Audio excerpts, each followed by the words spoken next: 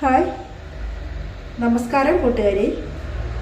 ഇന്ന് ഒരു അച്ചാർ തയ്യാറാക്കാം. അതായത് ലോലോലിക്ക.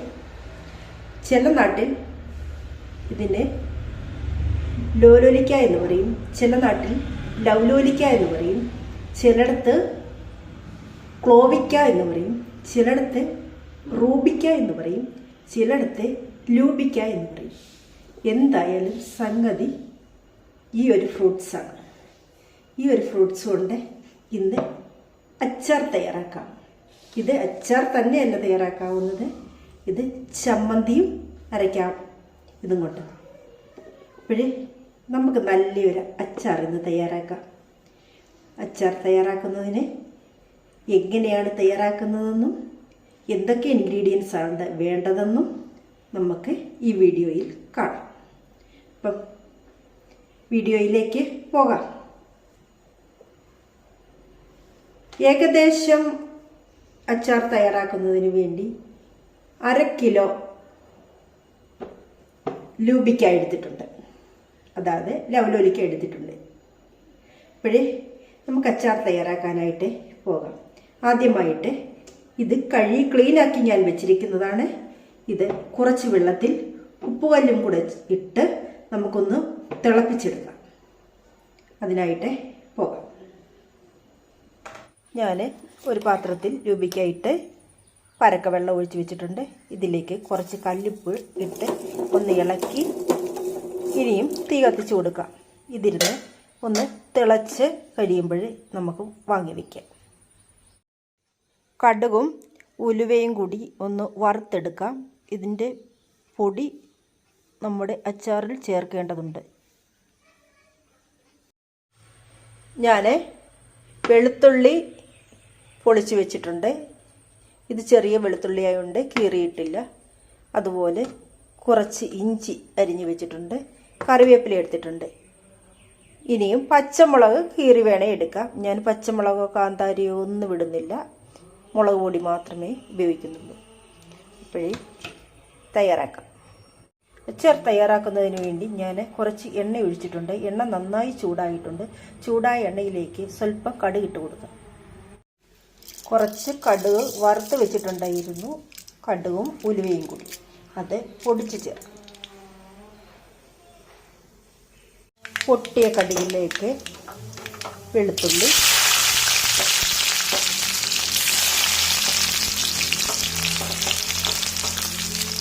അതോടൊപ്പം ഇഞ്ചി അരിഞ്ഞത്,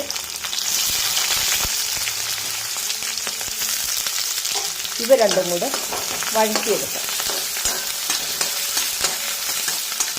ഏകദേശം ഒന്ന് ബ്രൗൺ കളറാവുന്നിടം വരെ ഒന്ന് വഴറ്റി എടുക്കാം. ഇനിയും കറിവേപ്പില ഇട്ട് കൊടുക്കാം.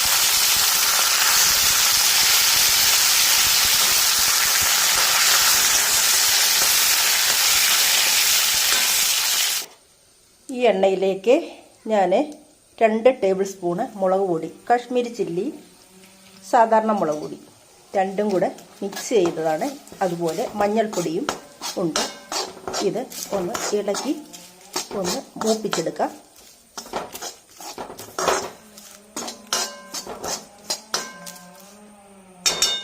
ഇപ്പോഴേ ഈ സമയം വിനാഗിരി വേണ്ടുന്നവർക്ക് വിനാഗിരി ഒഴിക്കാം. ഞാൻ വിനാഗിരി ചേർക്കുന്നില്ല. ഇതിൻ്റെ തന്നെ വെള്ളം ആണ് ഒഴിക്കുന്നത്. ഒഴിച്ച് അരപ്പൊന്നുകൂടെ തന്നെ ലൂസാക്കാം. അതിനുശേഷം നമ്മുടെ ലോലോലിക്ക ഇട്ട് കൊടുക്കാം. എന്നിട്ട് അരപ്പുമായിട്ട് ഇളക്കി യോജിപ്പിക്കാം. അങ്ങനെ ലോലോലിക്കയിലേക്ക് ഞാൻ അരപ്പെല്ലാം ഇട്ട് ഒന്ന് ഇളക്കി മിക്സ് ചെയ്തു. അതിനുശേഷം കടുകും ഉലുവയും കൂടെ പൊടിച്ച പൊടിയോടിട്ട് കായപ്പൊടിയും കൂടെ ഇട്ട് നമുക്ക് ഇളക്കി എടുക്കാം. യോജിപ്പിക്കാം. ഇഷ്ടമുള്ളവർക്ക് വിനാഗിരി ഒഴിക്കാം. വിനാഗിരി പുളിയാണ് പൊതുവെ ഇത്, അതുകൊണ്ട് ഞാൻ വിനാഗിരി ഒഴിക്കാത്തത്. അപ്പോഴേ കായം കൂടെ ഇടാം, കായപ്പൊടി. കുറച്ച് കായപ്പൊടി കൂടി ഇട്ട് ഇളക്കി യോജിപ്പിക്കാം.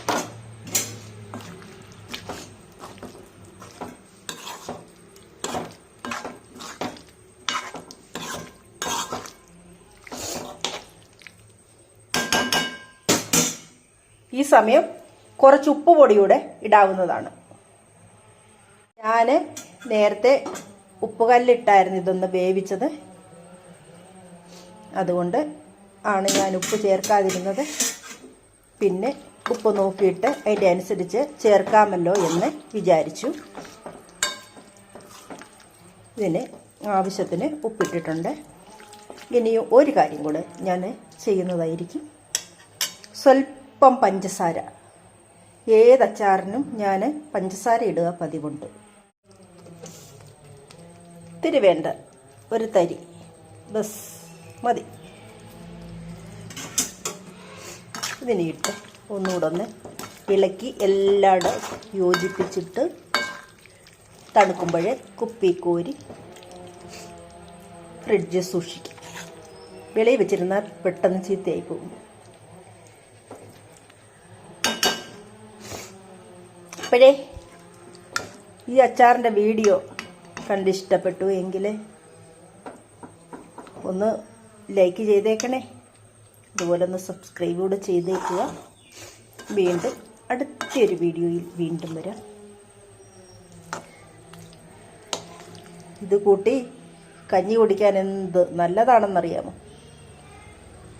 അപ്പോഴേ എല്ലാവർക്കും ഒരിക്കൽ കൂടി നന്ദി.